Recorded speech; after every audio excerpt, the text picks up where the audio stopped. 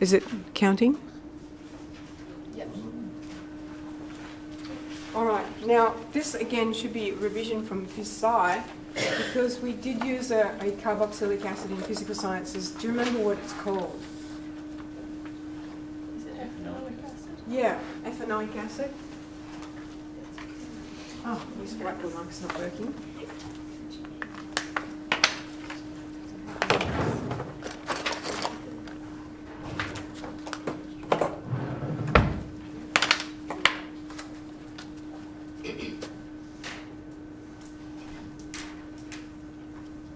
Okay, so we didn't really explore the structure of it, but you might have, some of you I know,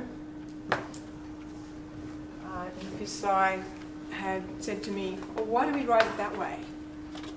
Why, why isn't it just C2H4O2? And I had said at the time, oh, it just has meaning, as far as the structure is concerned.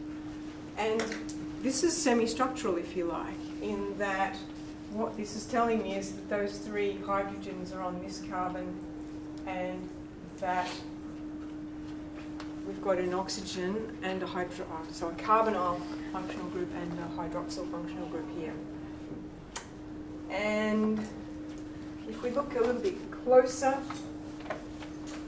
at what's going to happen with all of our acids, so we're just going to use ethanoic acid as our example, but as we already know, the functional groups behave the same way no matter what the length of the chain. So we can use this one as an example. And what happens is that this hydrogen will dissociate. And I'm going to use that's the wrong way around.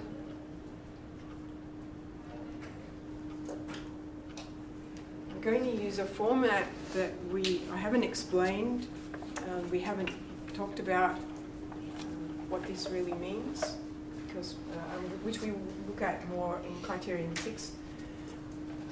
But this represents an equilibrium.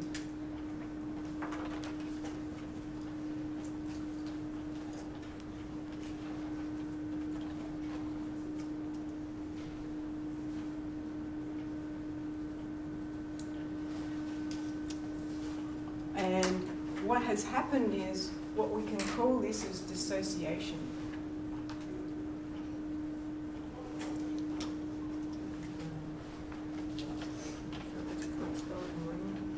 That's not right. So I'll look it up and I'll write it properly in a minute.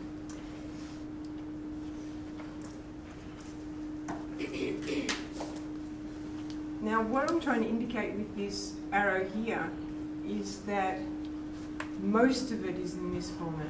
Most of it is the molecule.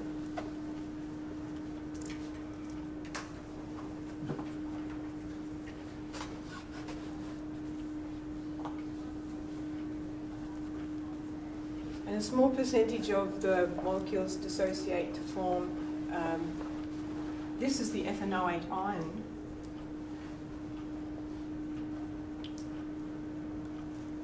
And the hydrogen ion. And what do we know is important for the hydrogen ion?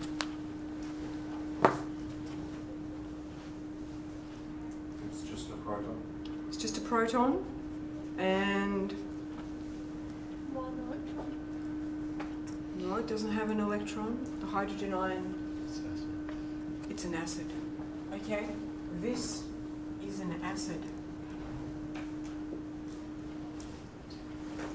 And so what we have is that for ethanoic acid, most of it is the molecule, but some of it will dissociate to form the ion, the 2 ions here, and it's important here that the hydrogen ion is the acid. And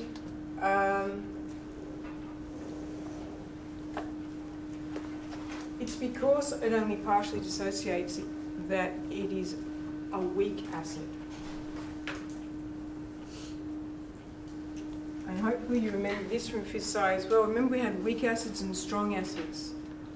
And what did we say? A weak acid only partially ionizes in water.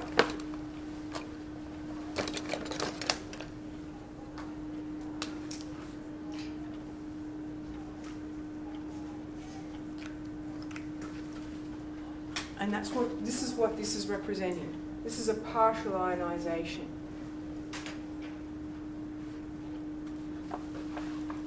But it reacts just like other acids do.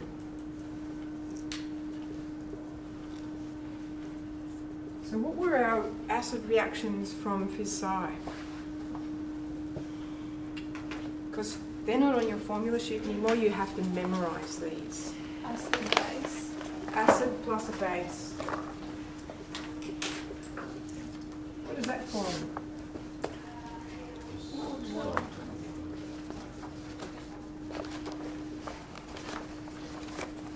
Okay, that's one. Carbonate and acid. Carbonate and an acid.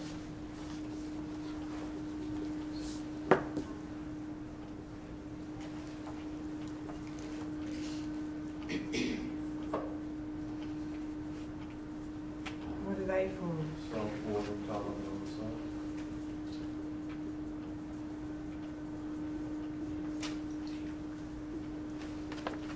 One more. Salt and hydrogen gas.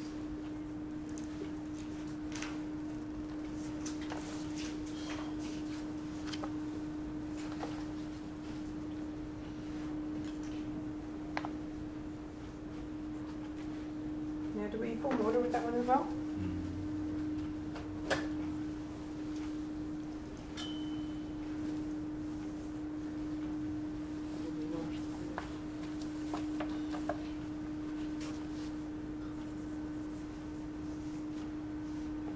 Okay, let's go. No, I don't want.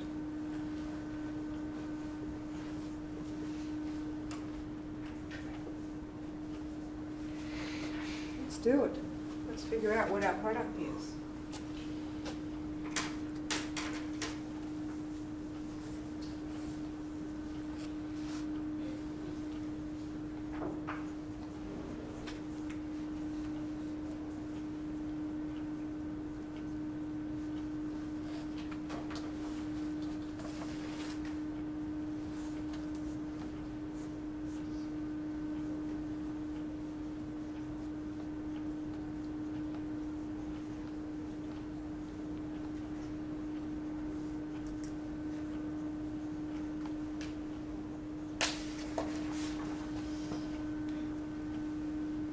That I've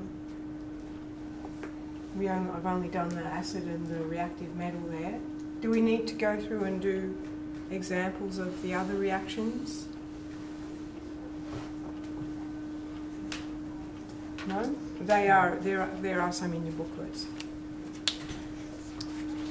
Now, it reminds us that acids have a low pH. Remember the pH scale? So less than 7 is acidic. They turn blue litmus red or universal indicator red. And yes, we have these reactions that are reminders of reactions that we learnt in physical sciences. But there's one more. What I haven't done is named our acid and reactive metal. Do you think I can oxidize the carboxylic acids? No. The reactive group's already fully oxidized. Yes. We cannot oxidize carboxylic acids. It's already fully oxidized. So that we won't see a reaction like we had for our alcohols and aldehydes. Okay? But what we do need to be able to do is name our products here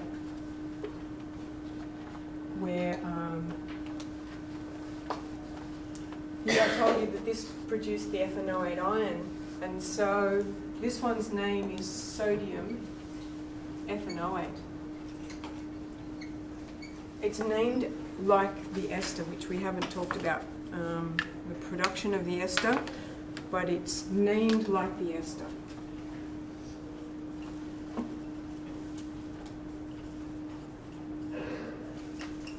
because if we think about, well, what's the structure of an ester?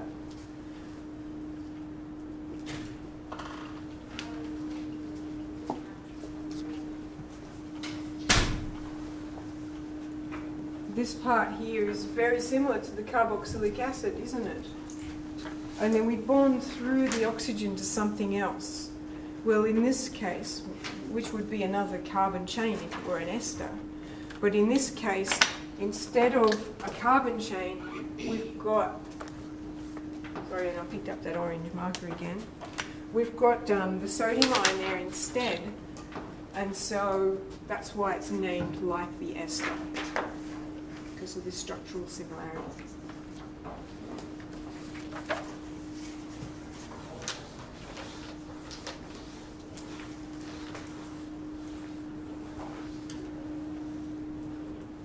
Okay, so if we think about our reaction rate,